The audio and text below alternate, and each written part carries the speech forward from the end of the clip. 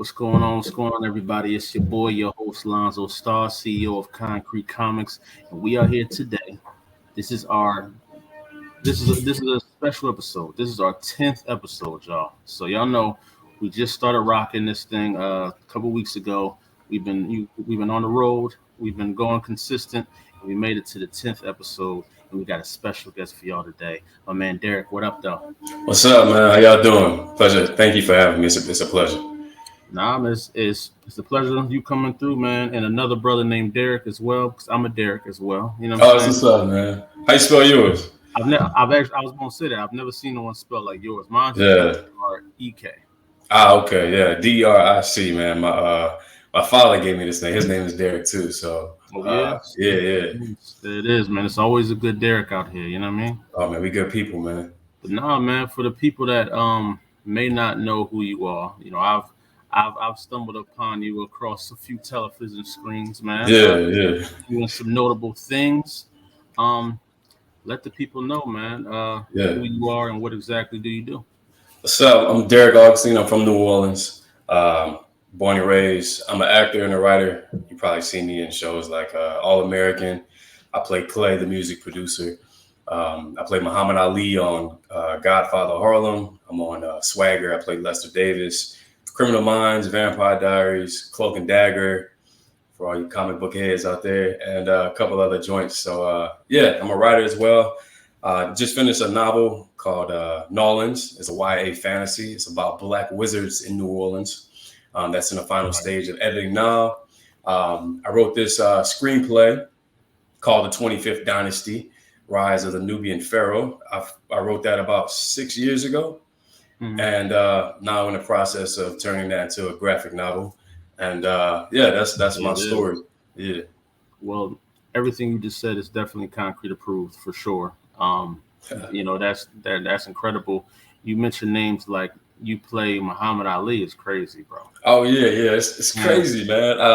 One of my favorite comic books is Ali versus Superman. Okay. And Ali was definitely a figure that I looked up to growing up, and it was mind-boggling, and there was a lot of pressure playing Muhammad Ali because he's so this big sports figure, humanitarian, this popular man in the black community. So there was a lot of pressure and a lot of work I had to do to get in character and to get to know who Ali was and how he operated, how he talked, how he walked, his mannerisms. And went to boxing training for a couple months for that. But it was cool. I got to work with Forrest Whitaker.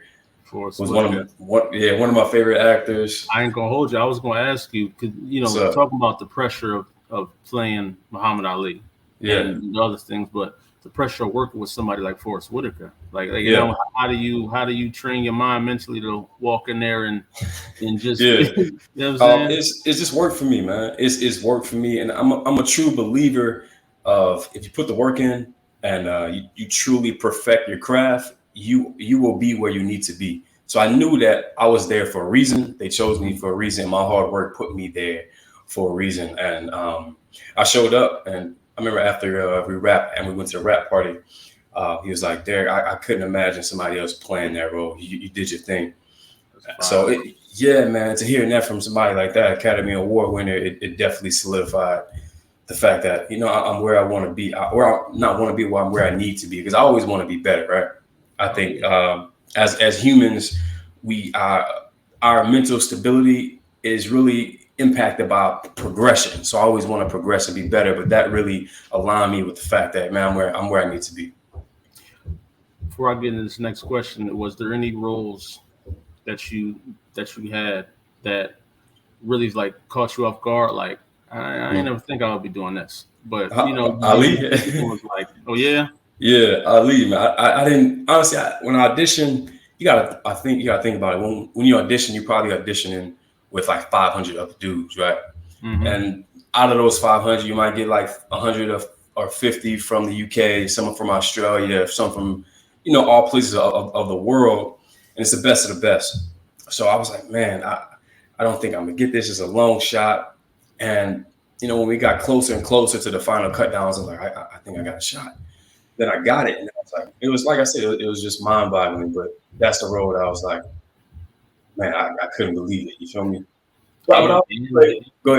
Yeah. Oh no. I was just gonna say, it's crazy because when you think about some of the other people that played Muhammad Ali, yeah, Will Smith, yeah. You're in the when they mention who else played Muhammad Ali, you there now, and that's a name that's never gonna die. You know what I'm saying? Man, so you being attached to that name is fire.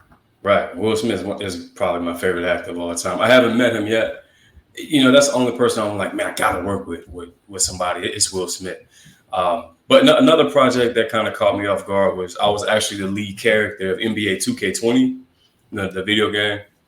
I was man, I was a lead character. Not too many people know that, but it was an experience. They put me in like this suit with these prongs all over it, camera in my face, camera all over the studio.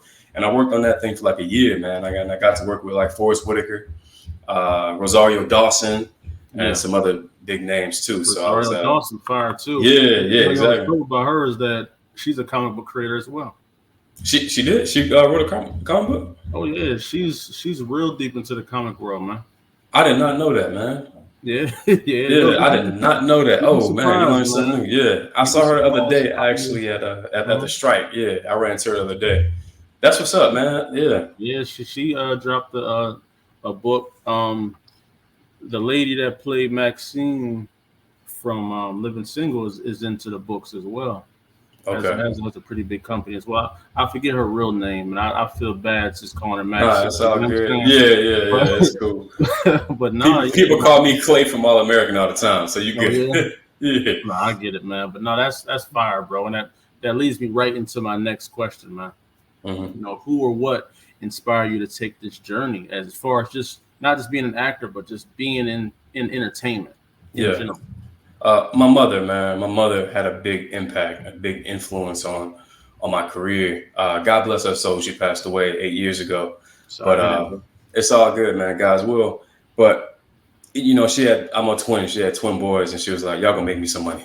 When we was younger. So yeah, she got us into modeling. We used to model for JCPenney. And then a scout found us at one of the runway shows, and then we started doing theater when we was like 12. And then she got sick when we turned 13. And that kind of altered our lives, man. We kind of had to put our acting dreams on the side. And then as we got older, you know, the dream definitely ignited more. I went to college. I went to drama school at the University of New Orleans. Shout out to UNO. And then when I graduated, I moved to New York. Went to Negro Ensemble Company, where some of the great actors went, like Denzel Washington and others. And after that, it was Murder, She Wrote, man. I was back, studying, auditioning, and I started working, man. That's fire. And it's, a lot of people don't. It's similar to this. A lot of people, they meet me as Lonzo of Konkret Comics now. So they see the company, they see us getting awards and going to Comic Cons. But they didn't see me in 2018, 2017, when no one knew my name. No one wanted to know my name. No one recognized who we were. But those were the moments, those slight comments and, the gatekeeping, that's what built the armor that they see now. And I feel like it's similar with you, like what you went through built the armor for you to walk into these rooms. So it's like the workout is needed. You know what I mean? It's needed because it makes you who you are. Oh yeah, man. It's beauty in a struggle, man. I mean, even Frederick Douglass said, man, there's no progress without struggle. So, but you're right. It builds this armor, this resiliency, but it's also a beauty in which you could use that struggle, but don't build bitterness. Exactly. You know what I'm saying? Because at the end of the day, I think we are trying to just be successful and build generational wealth and build a community, a tribe, a family of like-minded minds.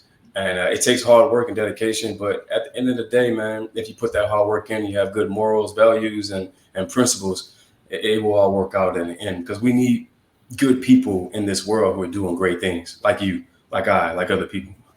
No, I definitely dig that, man. When did you have your aha moment, yo, I think I'm doing what I'm supposed to be doing? Yeah, that's a great question, man. I think it was when I was working on Cloak and Dagger in New Orleans, and when I came back to LA, they wanted me back for season 2, but I was doing this play at Pasadena Playhouse. I grew up in the theater world, like we talked about this. I'm a black nerd in a way, and I was like, I was in front of, I played the lead character of Our Town, which is a play like I said, at Pasadena Playhouse, and I was standing on stage, man, looking at the crowd, and I was like, I'm supposed to be here, man. You know what I'm saying? I'm supposed to be here. So I think that was my aha moment. But also keep on working on these projects, and it's like like I said, I'm where I need to be. Yeah. Half the time, something I like to remind people all the time. I thought I put my joint on silent. I'm tripping.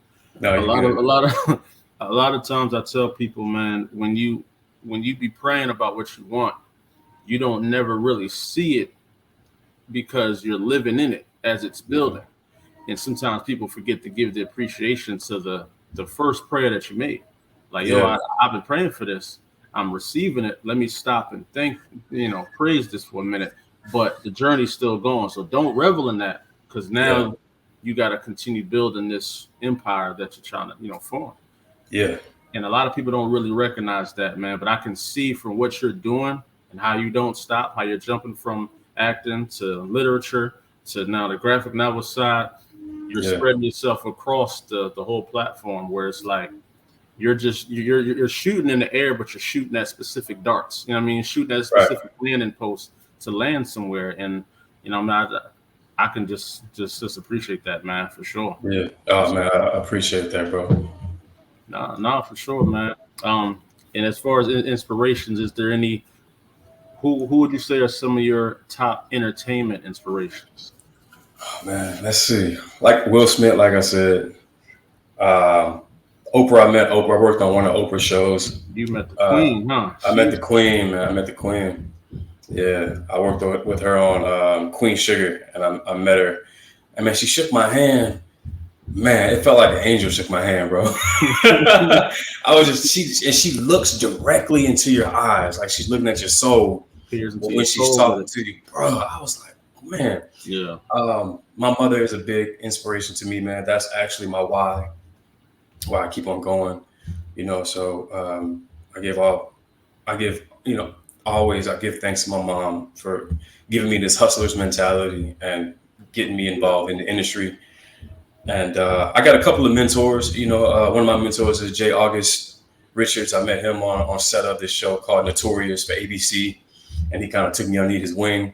And I consider Forrest Whitaker a mentor. He and his producing partner help me out as much as they can. Her name is Nina. She's a producer on Godfather Harlem as well. And that's pretty much it. But like I said, I gotta work with Will Smith one day, man. That's always that's gonna happen, man. It will. Let's speak that into existence right now. Yeah, it will. It will happen. It will happen. I see something happening in 2024, man. I don't know. 2024 is gonna be a glorious year, man. 2023 has been ridiculous. It's been ridiculous, man. People getting sick, man. People passing away. People losing everything. But the one thing I don't see people losing is faith, man. And that's why I know 2024 is gonna be crazy. It's gonna be crazy. It has to be. It will be. Speaking of that, man, how was the COVID era for you, man? As far as in this entertainment world, I was blessed, man. I was able to work during COVID where a lot of people weren't. Godfather Harlem was one of the first shows to come back, and so we started filming season 2. But it was different, COVID. We had a lot of rules and stipulations and regulations. Definitely we were like confined in these pods on set, and it wasn't the same as it used to be. But I was grateful that we were back working, and season 2 was amazing. Everybody on that set, cast, crew, down to everybody, they're brilliant minds and great people as a whole. And then I did what other things I did? I did what's that show on Showtime? Shameless on Showtime. Okay. Yeah, during COVID, I did some other projects, so I was blessed to be working, man. So it didn't really affect me, but it definitely took a toll on the industry. Definitely did. And now it looks like we're back in COVID in my industry because we got the strikes going on. We just wrapped up the writer's strike, but actors are still on strike. So it's been a rough couple months, man. Yeah, and I see that the strike is stretching over into the game world as well. Video game, yeah. Voice actors and stuff like that. But y'all need to be paid fairly, man. You know what I mean? Yeah. So I'm fully with it. I can watch reruns for a minute. You know what I mean? I feel you. Yeah. Everything happens for a reason, man. So hopefully we'll all get some better contracts after this. Oh, that's fire, man. I got one more question on this topic right here with the inspirations and the journey, man. What can you name like one or two instances where you almost turned away from the path because of like a roadblock or something that was crazy? I'll give you one. I got only one. After I graduated college, my mom passed away. And I remember I was in New York and I flew back to New Orleans to take care of her estates. Yeah. And my uncle, who's like the father figure in my life, my father passed away when I was 3. So his brother, my uncle, had his hands on help raising my brother and I in a way that he was like a father figure and in that realm. And I remember he sat my brother and I down.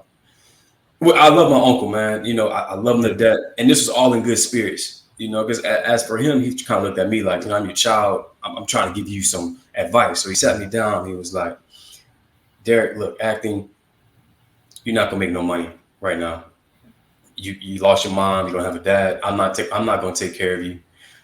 You're going to have to get a regular job. Like, put these dreams behind you. Like, you're a grown man. Like, you have to, how black men are. You got to take care of yourself. You got to provide for your family. You got to go to college. My uncle came from a very corporate realm. He don't really know entertainment or, the acting realm. And he was like, you got to quit. You got to quit and get a real job. I looked at that man and I was like, no, sir. I'm moving back to New York to pursue my dreams. That was a turning point in my life where I know God got me. I'm on the right path. And I'm going to have faith that everything works out in his favor and also in my favor. That's a powerful drawing, man. And it kind of like when you said it to me, because I'm starting to view the world differently, man, as I'm going through this journey. I'm getting more, spiritual, getting more in tune with the outside of this physical realm. And it sounded like, what your uncle said was literally just an instrument used to push you where you wanted to go. Because you could have chosen a normal life. You went there, you'd have been fine. You'd have been good. His advice wasn't bad. He was just trying to get you ready. You know what I mean? Mm-hmm. But you chose this other path. So you had two pathways equally were both going to be hard. And you chose the one that made you the most happy that your mother probably wanted you to do as well. Exactly. And you know what I mean? So that's a fire turning point right there, bro. For sure. And like I said, it's all love. I love my uncle. He loves me. But it was a tough love conversation that I think we both needed to have that. Because I think he needed to hear from me that I'm my own man. And I got my stuff together. It might take me a while. It might be hard, but I'm going to be okay, I know you care for me, but I'm going to be okay. And for him, he was just, hey, man, I want you to be okay. But I think this is the path you need to achieve this success as a man. But he needs to know that, I'm on my own path. For those that will be watching this, if that don't motivate you, man, I don't know what will, man, because that right there is some motivation. Like, you know what I mean? Kingdoms get protected by armies from speeches like that, man. You know what I'm saying? Oh, yeah, man. I always say, man, God has me. My story is going to influence people. I'm going to be the pillar to show people that he exists and that people like me who come from nothing can progress to prosperity. That's fire, bro. And more people need to hear that, especially our youth need to see more people like yourself out here, man. That because, like I said, when people meet you, they know you from shows, this and that. You rarely get to know what you did to get there, so they just think you just had it. You know what I mean? Right. They already. You walked into a studio. I wish, bro. Oh man, I wish that happened. And I was so oblivious. I thought that was going to happen, but literally, it took so much hard work to get where I'm at, man. And Matt Damon, he has this thing where people when people ask him for acting advice, he always says, "Don't do it, don't do it." But the people who don't take the advice usually goes on to be successful. Yeah, if that makes any sense. So it's like an oxymoron, but it makes sense because it's hard, man. This industry is hard. It will take because you don't make a lot of money until you get those projects that's like, okay, I see this, and all those adds up for that one project that the right producer sees, director sees, and puts you on and be like, oh man, okay, now it's starting to pay off. Yeah, now for sure, bro. This is a very inspirational segment, man. I'm just seeing all the reels from this. I'm like, man, this boy dropping some gems right now, man. Oh, man, I tried, man. I tried. I can definitely see a lot of people being motivated by the words that you just said, man, for sure. And that's really why I started this show. I wanted people to meet individuals that inspire me as well. You know what I'm saying? Yeah. To keep going. Because when I hear stories like this, it makes me hungry. I'm like, I need to get out there. I need to go reach more people. You know what I mean? I got to, man. But, there is a reason why you're here, man. There's a good reason why you're here.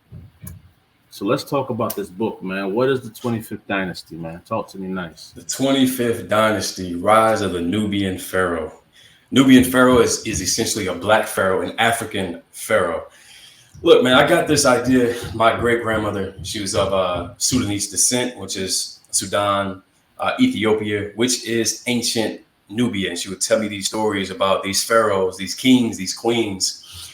And I would always wonder, like, why am I not hearing this in school, in elementary school, in high school, even in college? Why am I not hearing about this stuff, right? Mm-hmm.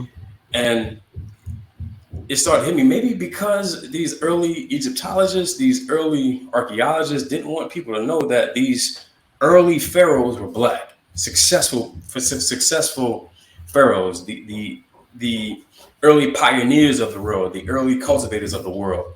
So when I got to University of New Orleans, I took some writing classes, and I'm like, you know what? I'm gonna tell this story one day about these ancient Kushites, these ancient Nubians. So I started to research, years and years in research, and I finally was ready to write the script. I wrote the movie script and signed with the agency and out here at WME, and was taking some meetings with the script, and then COVID hit, which kind of halted everything. And my agent ended up leaving and starting her own management firm, and I was kind of left in limbo. So I said, you know what? Success leaves clues. One of my favorite movies of all time is the movie 300. Mm-hmm. Which is based on a graphic novel. I didn't know that 300 started off as a graphic novel first. Yes, sir. And I said, you know what? I'm going to turn this screenplay into a graphic novel, have an IP, shop it around Hollywood, and get it made into a movie. And so all the people who didn't want to invest in a script, I'm good on you. I'm going with a different production company. You know what I'm saying? Yeah, it is. So, that's how this came about. But essentially, look, the 25th Dynasty is based on King Pi, also known as King Pianki, who was an African pharaoh around 730 BC. And a lot of people, when they hear the Kushites or the 25th Dynasty, they go back to one pharaoh, which is Taharqa. Mm-hmm. Taharqa is very famous because he's actually mentioned in the Bible, and he's known for his pyramid building. But the most successful king, the most successful pharaoh, was his father, King Pi, because he reunited the broken lands of Kemet, which is ancient Egypt during the third intermediate period. And when it was broken because of invasions and climate change and famine and drought, and you had these dynasties of Libyan and Sea people descent who was fighting for the Nile Delta region in the north because of the taxation. They wanted to rule that realm. Right. And King Pi was like, nah, this is Nubia's land. Let me go and reclaim my lands. So he essentially fought 3 battles to reclaim his lands. First was at Thebes to rescue his sister, Amadirish, who had the highest religious and political power at the time. And then he went to Hermopolis to fight to reclaim Hermopolis from his once ally Nimrod. And then the biggest fight was at the capital of Memphis, where he faced the antagonist of the story, Tefnaki. And he ends up reclaiming all his lands and becoming pharaoh of Upper and Lower Egypt. And that's the 25th dynasty. So we got, all these comics of superheroes, but this is our real superhero. This is true events. King Pi was an ancient superhero who was real, who reunited the lands, who commanded these Kushite warriors, which is our history. And what drives me to get this thing made is because people need to know this is where we came from. Hollywood wants to portray this story of us as slaves to help secondhand. No. Our true stories, we were kings, we were queens, we were rulers, we were pharaohs. And we need to get this information out there. And that's how the 25th dynasty came to be. I'm sorry, I'm a nerd in this information, man. As you can tell. I was actually going to say one of the things that really inspires people to read books and comics, for one, is the knowledge the creator possesses. So the fact that you know so much about this history and that you really did your homework, you ain't just find some characters and said, let me just tell a story and slap them together. You really dug deep into like the specific time, the era, the fights you want to do, the antagonist, the protagonist. So that right there, as a publisher, that's an ingredient that I look at as like, okay, this is a story that's well fleshed out and well. Bro, let me tell you, when I wrote the script, all the names in the script are real. And my agent was like, okay, Deric, you're going to have to give us name pronunciations of all of these characters. Because then down to the T, I got everything right, man. I actually went to the Getty Center and they found a copy of one of the oldest history books of ancient Egypt. And I got to print that out. Dude, I probably spent months in the Getty Center jotting down notes, making copies and digging deep into that information, man. I interviewed archaeologists, historians, anthropologists. It took a while, man. I'm so excited, but I'm also frustrated because this needs to get out there. It's time, you know what I'm saying? I feel like the timing is right on your hands, man, because there's been an influx of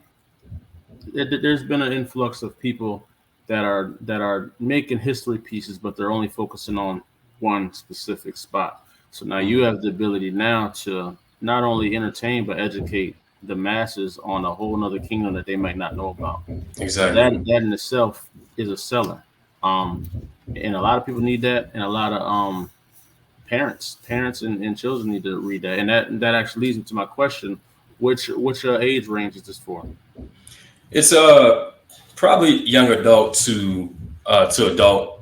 Okay. Probably young adult to adult, just because of the fighting sequences that happens. Yeah. So that's probably why it's like YA to adult range. Yeah, how I usually rank mine is like 12 plus. You know what I'm saying? Yeah. But now when it comes to the gore and stuff, I make that may be 16 plus or something like that. But yeah, per usual, most of these graphic novels, man, you never know what you're getting in there, so they just buy it. They just buy it. but it's all true. This is all based on true events, so that's why the gore and stuff is in there. But I would say, like you said, maybe 12 plus, 13 plus in that range. Yeah, 12 plus is the perfect age. I'm gonna speak something into existence too, man. I see a lot of teachers wanting to have this in their schools, man. Yeah, there we go. Yeah. So I see that for sure, bro. Because it's a piece that they would need, especially like around like Black History Month and stuff like that, and just I think that's fire, man. Isn't there a movie coming out about something about Egypt? I don't think so. I think Hollywood, man, they did The Woman King, which is based on the women warriors of, I forgot it was, but Gina Prince did it. Was a director. I actually worked with her on Cloak and Dagger. She directed Cloak and Dagger, and I worked with her husband on Swagger, Reggie by the Hill. Good people, man. But as far as a movie coming out, I don't think so. I think Netflix released something about Queen Nefertiti. Oh yeah, that's what it was. Yeah, which is a documentary piece. whole lot of slack from Egypt was coming through for that, right? Yeah, a lot of slack. And I get it. You know, you want true representation. And it's tough too when you're touching on this stuff, man. It's a lot of he say, she say stuff, but at the end of the day, Egypt is in Africa. It is. You know, doing this research, you know, goes back to even the first pharaoh was black. And you can find history books that solidifies that information. The 25th dynasty were all black pharaohs. And you got to understand, man, Egypt was so many people and cultures invaded Egypt. The Assyrians, the Libyans, the Hicksites, the sea people. It kind of looked like a modern day Miami. You know what I'm saying? Exactly. It's a melting pot. A lot of people came there. So a lot of people were mixing, a lot of people were breeding. You know, it happens. Exactly. It happens. Origin, people got to understand that origin. You know what I mean? They got to. So by doing this research, you can tell the origin comes from one place, because when you go to Egypt, a lot of these dynasties, they kept their temples the same, and they also kept Amun. Their god Amun was always the same, and that always stretched down to the first pharaoh. Yeah. So that's why, you know, there's a lot of back and forth, because there are a lot of invasions, and it looks mixed. Egypt is mixed now, but we're talking about, this is 730 BC, before the Woman King, before everybody wants to do the Mourn story, right? I know Michael B. Jordan is doing something. A lot of other producers want to do the Mourns, where you got the richest black king. I forgot his name. Yeah. But this information here is before all of that. And that's why we got to get this. We got to get this information out. That's fine, and I appreciate you doing this book, man. And you know that leads me to this question, which you kind of answered, but I want to hear you elaborate a little more on it, right? Yeah. Why should I want this book?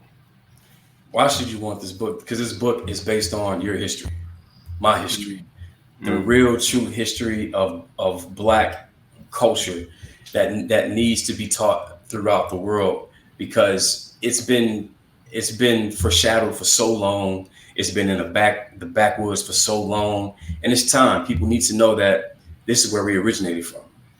You know, we're not what society and Hollywood deems as, like I said, to help the slaves. We came from a prosperous society, and it's time to get that information out there.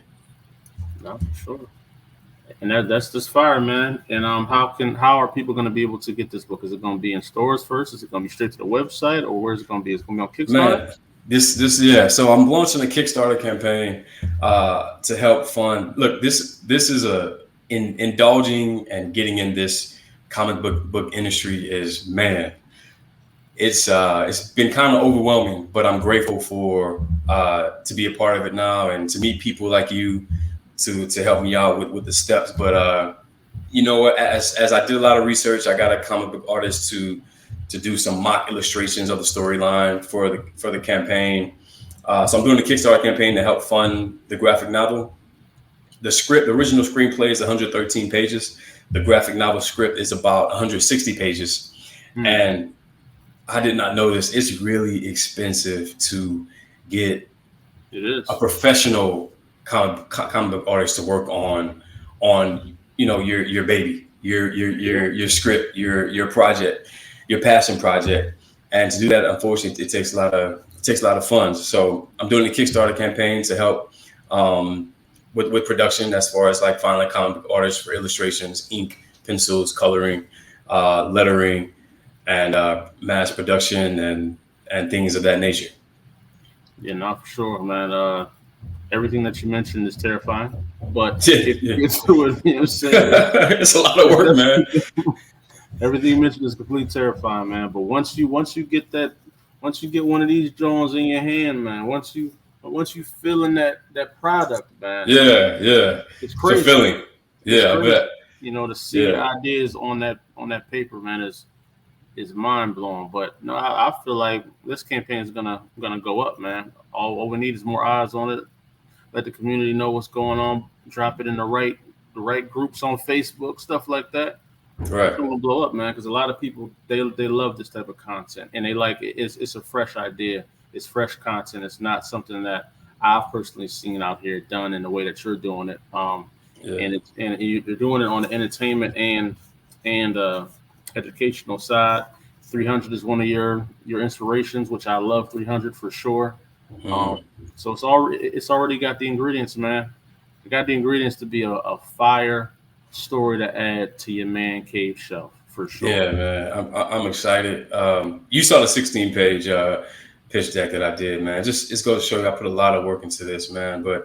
And I'm ready to launch this campaign. It's like I said, it's been a lot of work commissioning artists to do the artwork, rewards, Yeah, the risks, the challenges. Finding cover artists, finding doing like I said, little reward stuff like stickers and things of that nature, sweatshirts like the one I got on. yeah. Um, Merch, but yeah, all you that, see, all yeah, that merch, stuff, all that. man. It's a lot, man. It's a lot of Promo, work. Yeah, man. marketing. Marketing, it's a Jesus, lot. man. But Jesus. it's what we got to do. And like I said, man, as you can tell, I work hard, and whatever I got to do to get this thing done is gonna happen. No questions asked. What's gonna happen, man? And I'm supporting for sure. Y'all know it's Konkret Approved, so I'm supporting day one. As soon as that joint launch, I'm in there, man. Oh man, I And all appreciate that it. that's fire, man. I really appreciate you bringing this to the forefront. Everybody I know from the Kickstarter world, I'm going to be promoting this link in our private channels, Concrete Universe, our Facebook page, our Discord. Y'all see me on IG. Maybe we'll pop in on another live on IG one of these days to let people know Sure. Yeah. then as well. But nah, man, uh, welcome to the journey into the war of representation, man. Because this Yeah. is really what we're doing it for. It's the war of representation right now. War of representation. I like that, man. We need more soldiers in Yeah. the war, man. You know what I mean? Yeah. Hey man, you got to staple that. That's a good saying. The war of representation. I like that. For sure, man. It's us, man. I'm saying I'm gonna be out there. I'm gonna be in the front lines with it. You know what Yeah, yeah. I feel that. I feel that. Same here, bro. we gonna end this off with a segment that I got called top three, man. I'm gonna ask you some random top threes. You know what I'm saying? Go ahead. Go ahead. Yeah, Some knock random it top out. Go ahead. threes, and I'm gonna see what you do. I'm gonna try to catch you off guard too, man. But All right. first one, name your top three bad guys from any medium, whether it be cartoons, movies, a book you read, whatever. Oh dang. Oh, you gonna hit me off guard with this over the head? Yes, sir. Let's see, man. I just read Children of Blood and Bone. Have you read that book? No, sir. You gotta read it, man. The author is black. Okay. She's a great writer. Oh, I forgot the name of the antagonist in this story. I love antagonists when they're bad, but you can see good in them. You know what I'm Yeah. saying? That's how Tefnaki is. I got some influence from Tefnaki because of me. Yeah, man, look, I want to play Tefnaki in the film. That's the lead antagonist in my story in the 25th Dynasty. But I love those antagonists when they're so bad, but they got some good in them, and you can see the good, but they just can't really get out of them. Like Aang on not Aang. What's the antagonist of the fire? Oh man, what's Airbender? Okay, I think I know the one you're talking about. I can't What's the think of fire his dude name either. that had the big scar on his face? I can't think of his name, Man. bro. I'm tripping. I'm tripping too, bro. You kind of caught me off guard. That's a good question, but Oh, so I'm gonna say Joker on Batman. Specifically, when we talking movie wise, Heat Ledger's Joker. Fire Joker. Man, look, man, he killed that, man. Yeah. Yeah. Let's see. I would say on the comic book, Ali and Superman. Ali was kind of the antagonist in that one, just a little bit. So I'm gonna go with that. I'm gonna go with Ali in that, and I'm gonna go with my antagonist, Tefnaki of the 25th Dynasty. Fire, shameless plug, but you know what I mean. We got to do it. Toss it in there, man. It is what it is. No, I like that. I always have like Frieza in mind. You know what I'm saying? Oh yeah. I like Frieza, man, but yeah. I think Shang Tsung is always one of them ones too. Man. That's another one. What would you rank Vegeta? Is he an antagonist or a protagonist? He's like an anti-hero because he was just coming to conquer Earth. Then he met a woman and got a little, you know what I mean, swindaggled. Yeah. turned into something else. But no, yeah. And I think one of my favorite antagonists is Sabretooth. He was always putting that smoke on Sabretooth and Venom. They were putting that smoke on their people, man, for sure. They were Venom. Heavy smoke work, you know what I mean? Yeah. My next top 3. Let me see. Top 3 albums that you bumped. Man, I'm gonna name them right now. Carter 1, Carter 2, Carter 3. I'm a big Lil Wayne fan. I'm from New Orleans. From the Carter 1. Man, Carter 1, Carter 2, Carter. I'm a big Lil Wayne fan, man. So when everybody went, well, what you listen to? What's this? Is this? I'm always rep New Orleans, the Carter, man. I ain't gonna hold you, man. When we started up here in the North, when we started really rocking with Weezy, was BMF Jr. Yeah. Because we can tell that he had a couple Philly cats in the room with him that was right, because some of the words sounded like "boy." And I swear I heard him say John one time. That's a Philly thing. Y'all say John? Yeah, we say John, we say boy, stuff like that. Yeah, I've been to Philly once, man. I actually met Meek Mill out there, man. My godmother, Jack. Oh, I forgot to mention Jackie Lee. That's another one of my mentors in the industry. That's my godmother. She took me underneath her wing when my mom passed. That's like my sweetheart, man. But she's in the industry, man. She introduced me to a lot of people. That's how I met Meek Mill. I met him through Charlie Mack from Philly. Yes, I do. Charlie Mack, yeah. So Jackie is like best friends with Charlie. So I met Charlie and Meek. It was cool, man. Philly showed me love, man. Hey, man, Charlie, you get the Will Smith, man. Yeah, you know what? Man, it's tough when I have personal relationships with people. Yeah. I don't really go the business route or like, hey man, throw me a bone. No, I want my hard work to speak for itself, and then hopefully that'll lead to, hey man, Deric working on this, huh? He doing this. Boom. Yeah, no, I dig that. I know the funniest thing is when Charlie Mack was, when he started working with Meek Mills, every rapper in the radius, in like a 50-mile radius, was emailing Charlie Mack. You know what I'm saying?